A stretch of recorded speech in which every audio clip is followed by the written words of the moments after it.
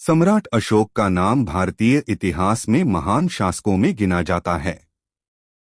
मौर्य वंश के तीसरे राजा अशोक ने भारत के अधिकांश हिस्से पर शासन किया और उनका साम्राज्य उत्तरी भारत से लेकर दक्षिणी भारत तक फैला हुआ था। परंतु उनका जीवन केवल युद्ध और विजय तक सीमित नहीं था। उनके जीवन का सबसे बड़ा मोड़ कालिंगा युद्ध के बाद आया। कालिंगा युद्ध अत्यंत रक्तरंजित और विनाशकारी था।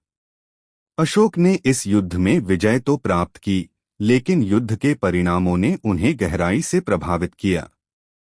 हजारों सैनिक मारे गए, अनगिनत लोग बेघर हो गए और युद्ध की क्रूरता ने अशोक के दिल में एक गहरी चोट छोड़ी।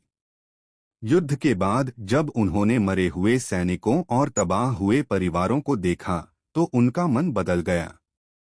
वे इस रक्तपात से व्यथित हो गए और अहिंसा का मार्ग अपनाने का निर्णय लिया। अशोक ने बौद्ध धर्म की शिक्षा को अपनाया और अपने जीवन का उद्देश्य बदल लिया। वे अब विजय और विस्तार की जगह शांति, अहिंसा और करुणा के प्रचार में लग गए। उन्होंने बौद्ध धर्म के सिद्धांतों का पालन करते हुए अपने साम्राज्य में धर्म और नैतिकता का प्रचार किया। उन्होंने अपने राज्य में कई बौद्ध स्तूपों, मठों और विहारों का निर्माण करवाया और जनता को दयालुता, सत्य और समानता का पाठ पढ़ाया।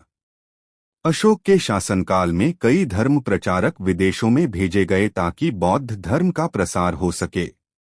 उनका सबसे बड़ा योगदान उनके शिलालेखों में देखा जा सकता है, जो आज भी भारतीय संस्कृति का महत्वपूर्ण हिस्सा हैं।